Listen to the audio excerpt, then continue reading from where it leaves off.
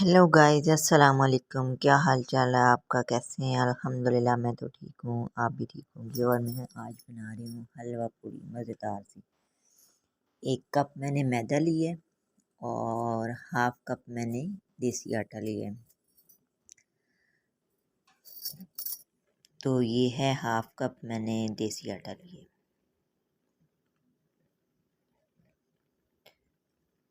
तो half tea spoon नमक डालना है।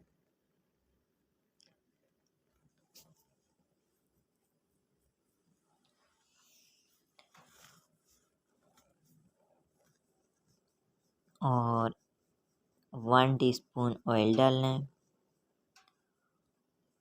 और 1 टीस्पून या डालना है दही। 1 टीस्पून दही डालना, थोड़ा सा मैंने और डाल दिया था। तो ये अब इसको नीम गर्म पानी है, नीम गर्म पानी से अच्छी तरह इसको गूँधेंगे।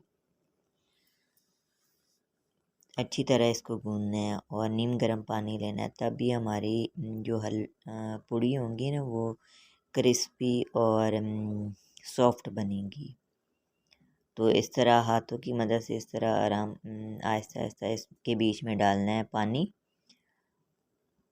और अच्छी तरह आटे को गूँध लेना है। तो पानी ना नीम गर्म लीजिएगा पानी, तभी तो हमारी जो पूड़ियाँ हैं वो सॉफ्ट बनेंगी।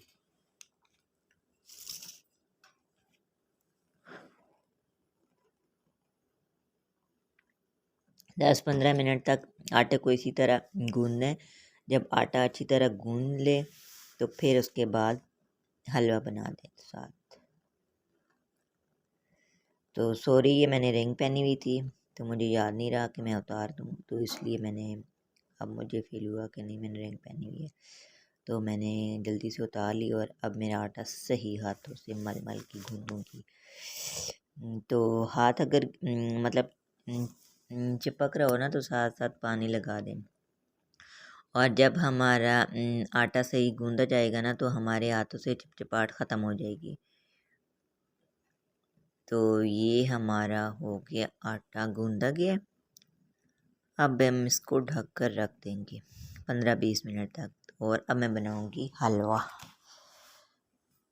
तो सबसे पहले ऑयल डालेंगे। ऑयल में 1 से 2 अदद इलाचियाँ डालेंगे। मेरे बनाने का तरीका तो ये है, मैंने 3 अदद इलाचियाँ ले ली हैं। फिर उसके बाद 1 कप मैंने सूजी ली है और सूजी को गोल्डन करना है थोड़ा सा।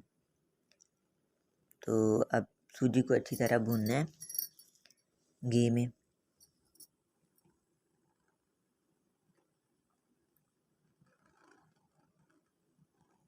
और बिल्कुल हल्की सी आंच में बनाना है, क्योंकि तेज़ आंच में बनाएंगे तो सूजी जो है जल्दी जल जाएगी। ये मैंने डाल दिया पानी। सूजी मेरी गोल्डन हो गई थी। हल्की सी गोल्डन करनी है, बहुत ज़्यादा ब्राउन नहीं करनी। तो अब मैंने डाल दिया इसमें पानी।